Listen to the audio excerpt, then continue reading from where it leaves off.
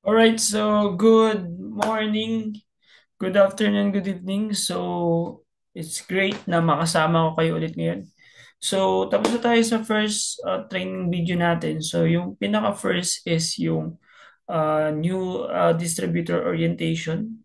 So, kung tapos na kayo doon, nabanggit na namin kung ano yung mga bagay na makatutulong sa inyo. Importance, napaka-importante.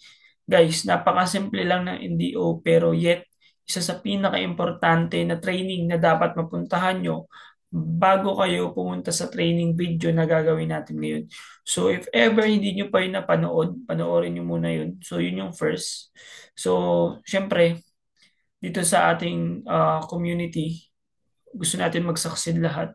So gumagawa tayo ng step-by-step trainings. So ano yung pinakauna mong dapat matutunan? Sumunod, pangatlo, pang-apat, panglima. So yung pinakauna, yung NDO, napaka-importante yun. Dapat mapuntahan nyo na muna yun bago kayo mapunta sa training video na to. So, congrats, good news. May access ka dito sa training video na to. So, ito yung second training video na naka-plot. So, ito, meron tayo dito plano system para talagang hindi ma-loss in place yung mga ating mga members. Okay. So, una, yan. So, presentation, technical, and ordering walkthrough. So, hindi nyo nakikita. Pero yung una, syempre yung presentation, dapat napanood nyo ulit. Sunod yung technical and ordering walkthrough. So, dito kasi may system tayo sa Chantal. So, hindi mo na kailangan na meron kang hawak na stocks. Hindi katulad ng traditional way, pondo ka ng napakaraming stocks. Sobrang dami, puno na yung kwarto mo ng stocks. Hindi mo naman nabibenta. Pero no problem kasi dito sa Chantal, you just need to run ads, get customer, tapos may website tayo, yung video natin. May training video tayo paano kayo magpe-place ng order sa website and paano yung COD policy nila kasi dito COD tayo. So i-place mo yung order doon, pwedeng cash on delivery. Ang company magpapack, magdi-deliver ng order. Once na-receive, makukuha mo rin yung commission mo. So meron tayong training video doon. So, para alam nyo rin. Next, NDO, New Distributor Orientation. So, doon, tinuro din namin ano yung mindset at ano yung know-hows, paano gagawin yung business. Ngayon, kasi dito, tinuturo namin dito yung hindi lang why, kundi kung how. Paano ba gagawin? Kasi napakaraming motivational training, pero motivation lang yun. Although, okay ang motivation, pero maganda yung hands-on na gagawa na ma-manage talaga natin. So, yun. Ito yung second video. Ito yung tinatawag ko na pipeline training program. So, let's go. Share natin ang ating screen. Alright. Alright. So, good morning. Right. Nakikita nyo na siguro. So, by the way, guys, please, huwag kayong mag-picture. Huwag kayong mag-video or please keep it to yourself or just share it to your downline if ever nanonood kayo ngayon. So, secret-secret lang natin to. Atin-natin lang to, di ba?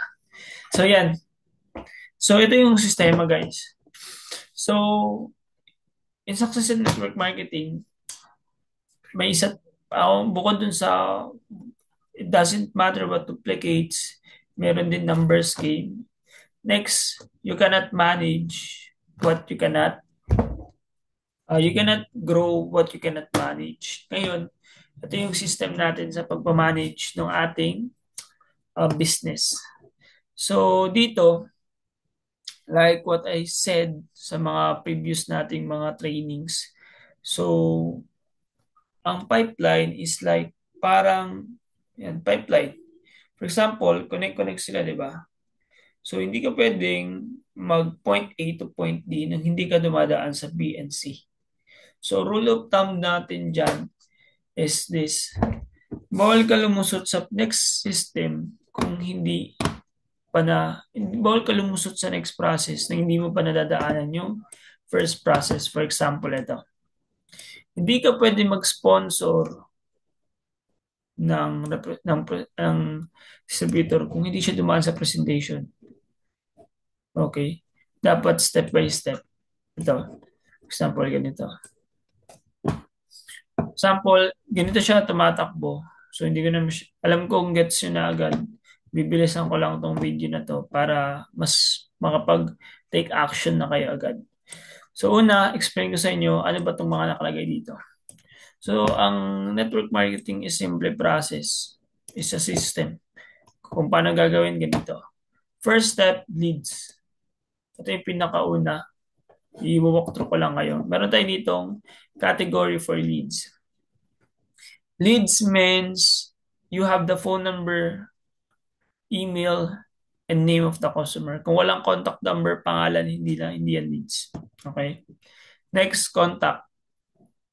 Once you've already reached out for or you already got the information, phone number, and name of the customer, you just need na to ship it over to contacted like that. So from leads, we already contact the customer, then ililipat ko siya to dito. So i-walk through ko lang kayo. Once na-contact mo na siya, nakapag-set ka ba ng appointment? Once nag-go ang customer for the appointment, you just need to transfer it sa appointment set. Then after that, we just need to transfer it to the presentation complete. Once you already completed the presentation, you just need to transfer it to the next category, which is yung mga person that you already presented ng ating business. Next, follow up. Napaka-importante ito yung next step, to follow up the customer.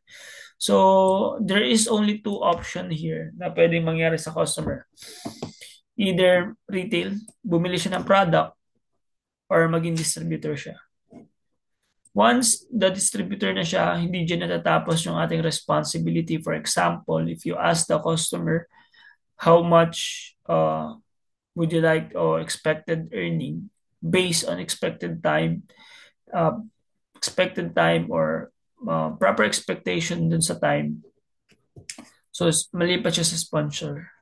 So, from that, meron tayong training. Sino dito ng mga sponsor mo na nag-undergo ng training?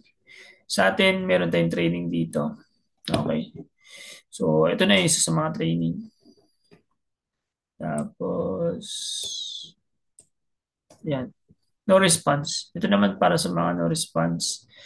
Yung mga, wala talaga, di talaga natin mo contact. So, yun siya lang. So, pwede tayo magdagdag dito based on needs, contact, or customer kung gusto niyo. So, now, gagawin na natin siya para maintindihan niyo na agad, okay? So, for example, ito. Bibigyan ko kayo ng scenario kung ano siya, kung paano siya tumatakbo. For example, ganito. Ako si Calvin. Then, for example, ay galing ako ng isang gathering.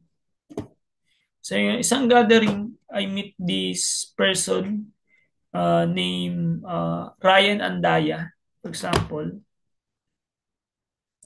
Ryan. So, Ryan, nagkausap kami. So, si Ryan ay isang call center agent. Then, ang account niya is customer service. Okay. Add.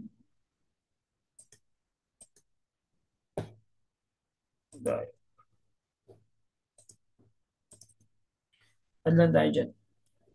Ayan, guys.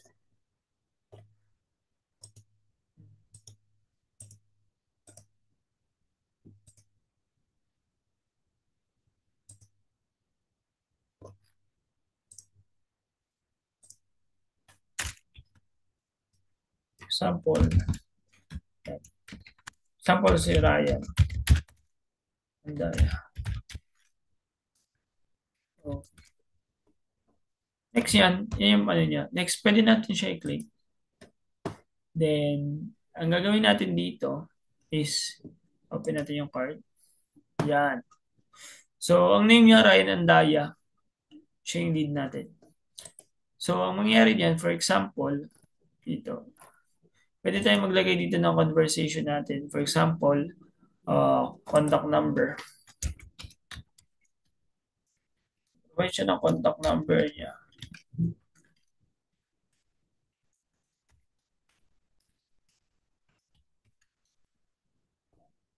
So, yan. Yan nilagay. So, pwede rin tayo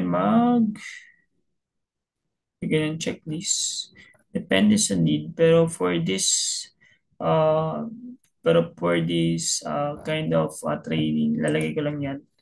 So, for example, we meet sa gathering. Then, siguro,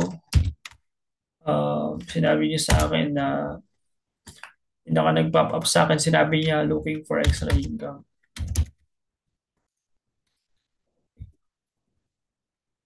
Yun lang siya kadali. Tapos, X. Yun. Ah, yan. So, may kita ko na siya dito. Yan, gallery.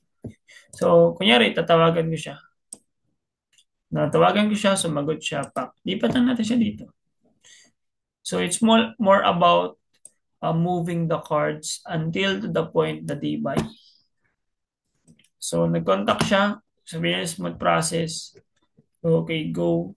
Go daw siya, set appointment. Sabi niya, magkita daw kami sa... Then, tapos siya, lagay ang comment. Ako niya rin, nakausap ko siya kagahapon.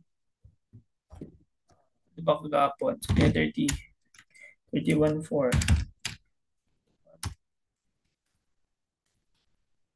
At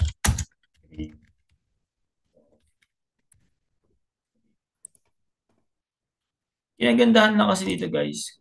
Chronological siya. May kita mo siya tuloy-tuloy. Oh. Diba? Next. So yan, nag-appointment kami. Tapos ang presentation. Pinresmod process. Yan. Tapos call back ko siya ulit. Tapos sabi niya, tawagan mo. Tapos nandito na siya, di ba? Sabi niya, Ryan said, schedule another appointment.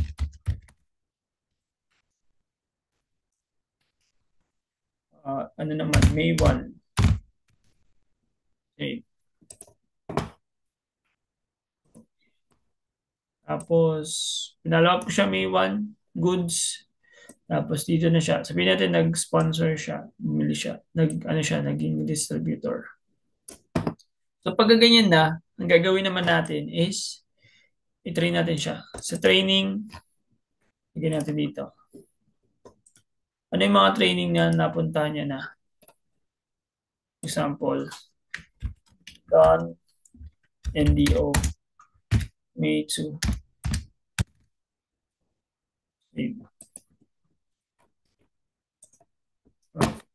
So, pwede ilagay dyan, ano yung goal nyo, ganyan-ganyan. Kung ano yung income na pinangako mo sa kanya na tutulungan mo siyang ma-reach.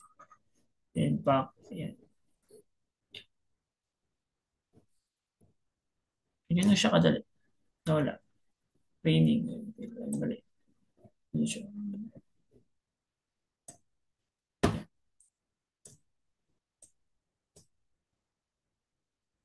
Hindi lang siya kadali, guys. So, ganun lang. More like, every time makakuha kayo ng leads, lagay nyo lang dito, lagay nyo yung pangalan dito, kung tinawagan nyo siya. So, for 2 hours per day, ganito ang gagawin nyo. Moving cards from left to right hanggang mapunta, hanggang mag-training. Ganyan lang ang gagawin.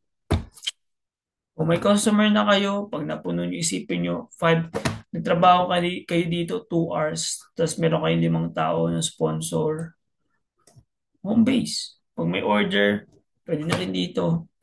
Ang pinaka-challenge dito is dapat is may laptop talaga kayo. Kung wala mga laptop, pwede natin gamitin papel.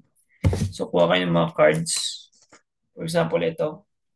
Sulat nyo lang dito yung pangalan, date ng conversation, ano yung napag-usapan, contact number, then ano yung next schedule na pag-uusapan nyo. Then, from one card, pack, yun lang. So, ganun lang siya kadali. Yan, actually, mabilis lang. So, ganun lang siya. So, para ma-access to, guys, gawin nyo, punta lang sa trello.com. Then, you can just message me para ibigay ko sa inyo yung template, okay? Yun lang and bye-bye. Sana marami kayong natutunan. So after nito, may third training tayo, which is yung key skill set para sa direct selling. After nun is yung how to effectively invite. So meron tayong inviting uh, training and also how to sell. So yun lang guys. Sana ayun, tuloy-tuloy lang and keep on learning.